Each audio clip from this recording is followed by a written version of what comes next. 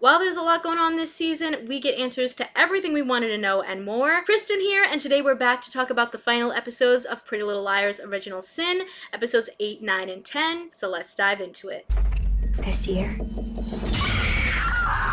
has made us very good liars. So we kick off this final chapter with Tabby and Imogen finally revealing to the girls what happened to them, and that they plan to use the blood drive at the school to get DNA from guys and compare them to Imogen's baby. They end up having these two different testing groups, one of guys who actually gave to the blood drive and one of guys whose DNA they kind of took from the locker room, because they're really convinced that the person who assaulted them is a jock. They even get Kelly to help out, which I thought was nice, kind of including her in the group, because she's been as affected as all of them by everything that's going on. I gotta say that this brought me back to Tabby's camera. Like, why was she even recording in the locker room in the earlier episodes? They didn't really explain it. The only thing I can piece together is maybe she was hoping to overhear something, maybe someone bragging, maybe she could get a confession that way. But the other thing it made me think of is when they set up the camera at Angela's memorial in hopes of catching someone, they never did anything with that camera again. It never came back up. What was the point of that? I just think that's a big issue in the show, where they bring up these little plot points and then they don't go anywhere and they don't use them. After the girls finish the blood drive, they go out, they celebrate, they go clubbing, and I gotta say, this was a really fun moment. I just really find the moments where they're bonding together and having fun and just being friends some of the highlights of this show, and I'm glad that they were able to throw those in, because sometimes a show that's so dark and heavy can be so focused on that and then they never have these lighter moments, and I like that they have a balance of that here. They're struggling through a lot. Let them have fun. We also learned in the 1999 flashback what Tabby's mom's original sin was, which was that she didn't help Angela after finding out that she was assaulted. And clearly that really affected her, because when she finds out what happened to Tabby, she goes full mama bear. She is ready to take down any man who's looking at her daughter suspiciously, including creepy Wes. If I see you within 10 feet of my daughter, I will cut your fucking dick off. Mom! Honestly, she's not wrong in getting the ick from him, and I think you can really see the parallels of her not wanting to make the same mistake with her own daughter that she did with Angela. And she even says 9 times out of 10, it's someone you know, and that just, ooh, it really gets in your head. As they go through Thanksgiving break, the girls are still really focused on trying to figure out this mystery. They want to find out who this 6th A. Waters signature is, and they want to go back to Crazy Joe and find out more, but it turns out he kind of didn't think that they would even get as far as they did. He wanted to send them on a wild goose chase, and it kind of backfired on him. In the meantime, we see Imogen break into the Waters house and try to find clues, and there's a lot of interesting things there. There's an A mask in the house, there's a cage, there's a decrepit corpse. It's very creepy, and Crazy Joe ends up showing up and chasing her all around. It just leads the girls to thinking, this guy has to be A, right? And I was kind of hoping he wasn't, because I don't know, I just thought that was a little bit anticlimactic. But when they do get together and go to confront him, turns out he's dead. So was it a setup? Did he kill himself?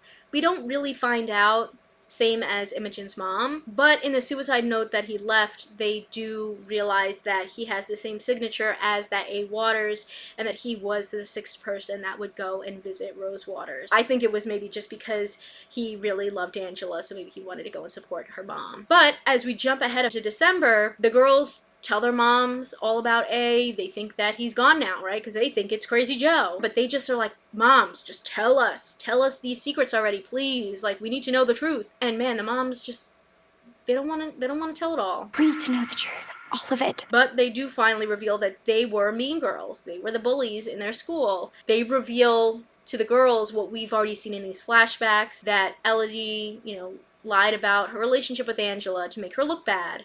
Corey convinced her to get a tattoo. Noah's mom lied about smoking and then blamed it on Angela. Tabby's mom didn't help in the assault, and Imogen's mom got her in trouble with the Halloween prank. And while those things are kind of sucky things to do, I was just like, ugh, that doesn't seem like enough. I think there must be more, right? If Imogen's mom really killed herself, then she must have felt way guiltier than the other moms, so what did she do? Through multiple wild turns of events, including finding out that Imogen does have a dad? I don't know. We find out that Imogen's mom used to date Sheriff Beasley when they were in high school, and that he's the one who assaulted Angela. And instead of believing her, Imogen's mom turned everyone in the school against her. We also learned from the sheriff's wife that he did that to prove something. And based off the secret hookups they were showing, I'm assuming it's to prove that he wasn't gay.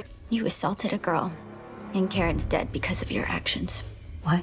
I just don't understand why Kelly's mom would want to be with this man and hide his secrets. He was just an awful person. So now with Mouse, now that she knows the truth about her father, she wants to go and seek him out and maybe form a connection. We find out his name is really Aaron Stevens. This threw me for a loop a little bit because the guy that she's been communicating with is Steve. And so I was like, is this some kind of secret connection, like Stevens, Steve, that this guy was her dad the whole time? It was not. I think they should have just picked a different name because I was jumping to conclusions that were not true. When she tries to meet her dad, he ends up rejecting her, and then she turns back to that guy, Steve. She's got daddy issues, I guess. And when Steve's real missing daughter's body is found, he kind of goes off the deep end. Nothing happened, but the whole situation is just very inappropriate and creepy. Luckily, Mouse's moms and Ash found her, but hopefully this is just the end of her grief roleplay for good.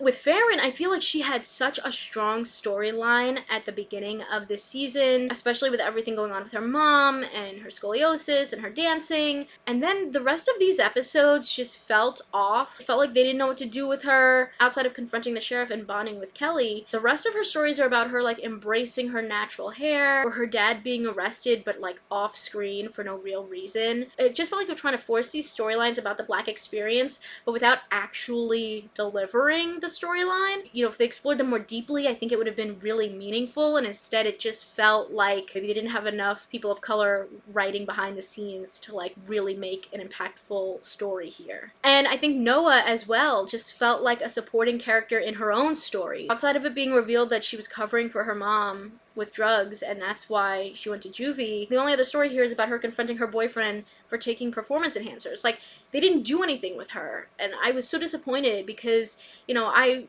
was really excited to see a Latina coming into the story, and it just felt like they gave her nothing to work with. And she's a great actress. Like, all of these young actresses are so talented, and so that's why I wanted to see more. It just really didn't give Noah a story. So, remember what I had said earlier about how Tabby's mom said, like, 9 times out of 10, it's someone you know?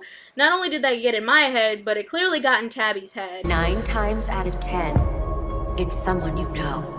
When they get the DNA test results back, it turns out it was not a jock.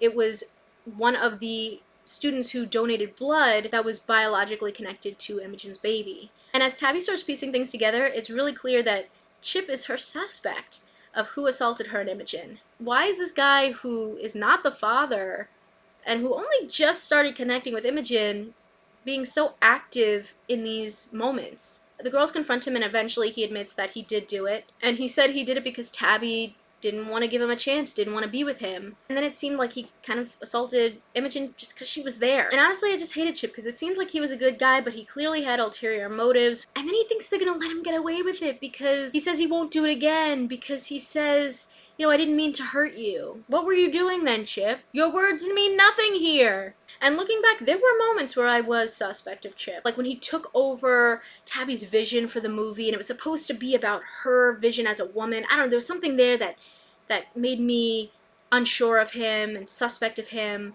And again, just the weird way that it just seems so late in the game for him to start forming a connection with Imogen. It was like, there's something up there. So as the season is ending, the girls go back to the Waters house to try to find some more clues. They find a doorway with height marks on it for 2 different AWs and a Polaroid of 2 kids in it. Let's rewind a little bit, but if you remember in my video for episodes 4 and 5, I talked about how I thought it was really important that there was a picture of 2 kids in the box that A had hidden in Imogen's house. I was like, does Angela have a sibling? And this just confirms for us, Angela did have a sibling. A lures the girls to the high school after kidnapping their moms and is trying to set the stage of some type of like trial of punishing the guilty. They get hall passes sending them to different parts of the school to punish their bullies, and I gotta say, the minute I saw that, I was like, is this the principal? Why would A be setting up hall passes? And that's just like when I really started considering the principal as a suspect. I know I jokingly mentioned in a previous video that I thought it was very interesting that A attacked Kelly after the theory that she might be Karen. And I paralleled that to how the principal didn't know which sister was which when Kelly came into his office pretending to be Karen. So I thought that was interesting then, and very suspect. But here is also where I feel like things started to fall apart a little bit.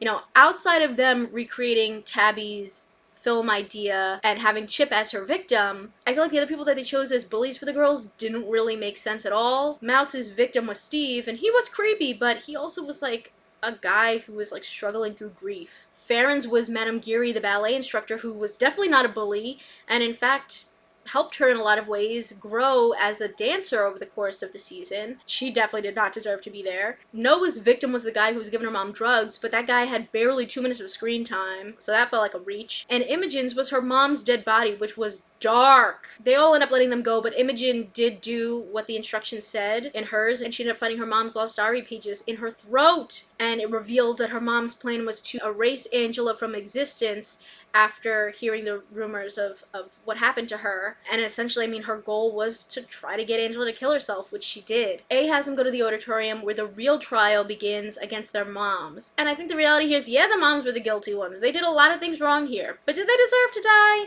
No. And it definitely doesn't mean that their daughters deserve to die in their place. And honestly, at this point, I felt like A was becoming the bully here. And that's when we learn the truth about who A really is. Angela's twin brother, Archie, is the one behind the mask. And he's led by Principal Clanton, who we learned was the biological father of Angela. So, we knew it!